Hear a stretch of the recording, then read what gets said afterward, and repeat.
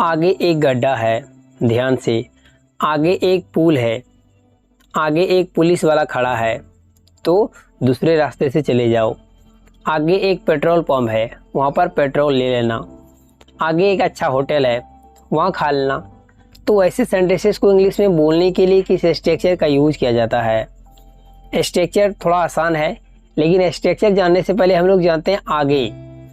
आगे के लिए हम लोग इंग्लिश में वर्ड यूज करते हैं अहेड का, अहेड। अब स्ट्रक्चर देखते हैं। क्योंकि यहाँ पर सब्जेक्ट नहीं है, इसीलिए ये इंट्रोडक्टरी सब्जेक्ट से बनाया जाएगा, मीन्स देयर से बनाएंगे। सबसे पहले लगाएंगे देयर इज या देयर आर। अगर सिंगुलर रहेगा तो इज लगाएंगे, अगर प्लूरल रहेगा तो आर लगाएंगे। Got it? अगर आपका नाउन जो रहेगा ना, सिंगुलर रहेगा तो इज लगाना है, प्लूरल रहेगा तो आर लगाना पड़ेगा। उसके बाद हम लोग लगाएंगे आर्टिकल। यदि आपका नाउन सिंगुलर काउंटेबल नाउन हो तो आर्टिकल आएगा, नहीं तो नहीं आएगा। और लास्ट में अदर वर्ड्स को राइट कर देंगे। अब इसको बेटर तरीके से समझने के लिए कुछ एग्जांपल्स लेते हैं। तो आज का पहला सेंटेंस है, आगे एक गड्ढा है। गड्ढा को इंग्लिश में बोलते हैं पिट। इसके लिए बोलेंगे there is a pit ahead, there is a pit ahead. Structure में मैंने अहेड तो बताया नहीं, लास्ट में अहेड वर्ड लगाना पड़ेगा। नेक्स्ट सेंटेंस, आगे एक पुल है, तुम आसानी से पार कर सकते हो। इसके लिए बोलेंगे there is a bridge ahead, you can easily cross it. There is a bridge ahead, you can easily cross it. Next sentence, आगे एक पुलिस वाला खड़ा है। इसके लिए बोलेंगे there is a policeman ahead, there is a policeman ahead. अगर खड़ा होने का सेंस देना हो तो स्टैंडिंग भी लगा सकते हैं, there is a policeman standing ahead. Next sentence, आगे एक पेट्रोल पंप है, तुम वहाँ पेट्रोल ले सकते हो। इसके लिए बोलेंगे there is a petrol pump ahead, you can buy it there. There is a petrol pump ahead, you can buy it there. Next sentence, आगे एक अच्छा होटल है, तुम वहाँ खाना खा लेना। इसके लिए बोलेंगे there is a good hotel ahead, you have it there. There is a good hotel ahead, you have it there.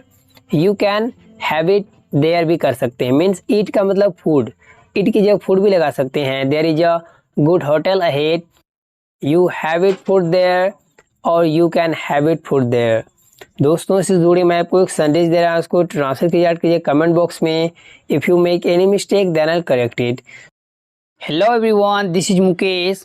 Well, कभी कभी हम लोग अपने डे टू डे लाइफ में ऐसे सेंटेंसेस बोलना चाहते हैं जहाँ पर हम लोग कहते हैं फ़िलहाल के लिए मैं जा रहा हूँ लेकिन फिर आऊँगा। फ़िलहाल के लिए मेरा लैपटॉप रख लो, उसके बाद में ख़रीद लेना दूसरा। फ़िलहाल के लिए वह कहाँ है बताओ मुझे। फ़िलहाल के लिए तुम मेरे पास आ जाओ क्योंकि मुझे तुम्हारी ज़रूरत है। तो ऐसे सेंटेंसेस को इंग्लिश में बोलने के लिए किस स्ट्रक्चर का यूज किया जाता है? And before knowing the structure, हम लोग जानते हैं फ़िलहाल के लिए या सिर्फ फ़िलहाल। इसका मतलब हुआ इस समय, उतने समय के लिए। इसको इंग्लिश में बोलते हैं for the time being, for the time being. या चाहे तो इसके लिए आप यूज कर सकते हैं एज ऑफ नाउ का। दोनों फ्रेज ही कमाल का फ्रेज है, दोनों में से आप किसी का भी यूज कर सकते हैं। तो इसके स्ट्रक्चर को देखते हैं। सबसे पहले लगाएंगे फॉर द टाइम बीइंग या as of now.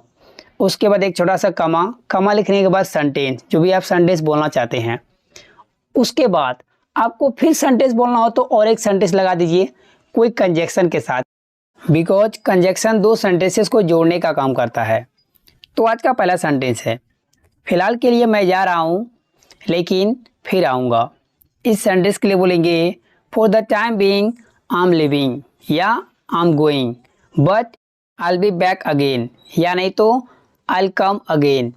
For the time being I am leaving या for the time being I am going but I will come again. Next sentence, फ़िलहाल के लिए मेरा लैपटॉप रख लो, बाद में तुम खरीद लेना। इसके लिए बोलेंगे for the time being keep my laptop, you will purchase it later.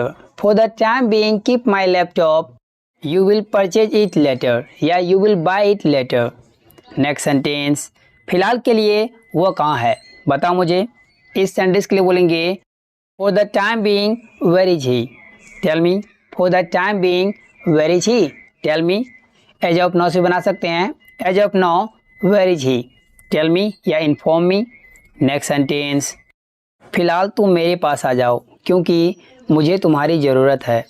इस सेंटेंस के लिए बोलेंगे for the time being you come to me because I need you. अगर मदद की ज़रूरत हो तो because I need your help, ऐसे ही बोल सकते हैं।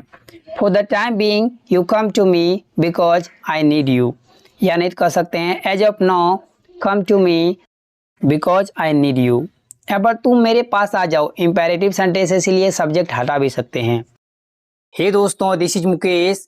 वेल, कभी कभी हम लोग अपने डे टू डे लाइफ में ऐसे सेंटेंसेस को बोलते हैं जहाँ पर हम लोग कहते हैं कभी कभी झूठ बोलना पड़ता है, कभी कभी हारना पड़ता है, कभी कभी चालाक बनना पड़ता है, कभी कभी दुश्मन को भी दोस्त समझना पड़ता है या बनाना पड़ता है। तो ऐसे सेंटेंसेस को इंग्लिश में बनाने के लिए किस स्ट्रक्चर का यूज किया जाता है? तो कभी कभी, इसके लिए हम लोग इंग्लिश में बोलते हैं समटाइम्स, समटाइम्स। लेकिन यहाँ पर जो सेंटेंसेस है पढ़ता है, पढ़ती है, पढ़ते हैं, इसके लिए हम लोग इंग्लिश में यूज करते हैं हैव टू या has to. I we you they plural के साथ हैव टू। यदि आपका subject he she it singular noun हो तो हैज टू लगाना पड़ेगा। अब इन सभी सेंटेंसेस में सब्जेक्ट मैंने नहीं लिया है क्योंकि हम लोग अपने लिए कह रहे हैं कि कभी कभी हमें झूठ बोलना पड़ता है, कभी कभी हमें हारना पड़ता है, किसी को एक तरह से क्या कर रहे हैं हम लोग बता रहे हैं, तो यहाँ पर सब्जेक्ट में वी आएगा। तो इसके कंप्लीट स्ट्रक्चर को देखते हैं। सबसे पहले लगाएंगे समटाइम्स, उसके बाद लगाएंगे have to, means we have to, subject के साथ have to, we have to. उसके बाद लगाएंगे वर्ब का फर्स्ट फॉर्म और लास्ट में अदर वर्ड्स, जो भी आप कहना चाहते हैं। अब इस स्ट्रक्चर को बेटर तरीके से समझने के लिए कुछ एग्जांपल्स लेते हैं। सो आज का पहला सेंटेंस है कभी कभी झूठ बोलना पड़ता है, मीन्स कभी कभी हमें झूठ बोलना पड़ता है। इस सेंटेंस के लिए कहेंगे sometimes we have to tell a lie, sometimes we have to tell a lie, या सिर्फ आप इतना कह सकते हैं sometimes we have to lie, सिर्फ लाई से बोल सकते हैं। लाई भी इसको वर्ब की तरह यूज कर सकते हैं। नेक्स्ट सेंटेंस, कभी कभी हारना पड़ता है। इस सेंटेंस के लिए बोलेंगे sometimes we have to lose, sometime we have to lose. Next sentence, कभी कभी हमें चालाक बनना पड़ता है। इसके लिए आप कहिएगा sometimes we have to be clever, sometimes we have to be clever, या बिकम भी कर सकते हैं, we have to become clever. Next sentence, कभी कभी दिमाग का भी यूज करना पड़ता है। इस सेंटेंस के लिए आप कहिएगा sometimes we have to use our brain, sometimes we have to use our brain, या यूज आवर सेंस भी कर सकते हैं, विजडम भी कर सकते हैं।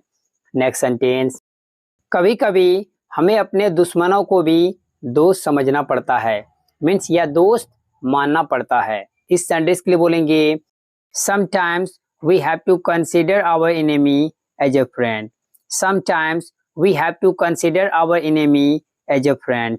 हे गाइस, इसी जुड़े मैं आपको एक सेंटेंस दे रहा हूं, इसको ट्रांसलेट कीजिए, ऐड कीजिए कमेंट बॉक्स में। If you make any mistake then I will correct it. दोस्तों, वीडियो कैसी लगी, यदि अच्छी लगी तो लाइक कर दीजिए, मेरे चैनल को सब्सक्राइब कर ले और बेल आइकॉन को भी हिट कर ले ताकि मेरा रोज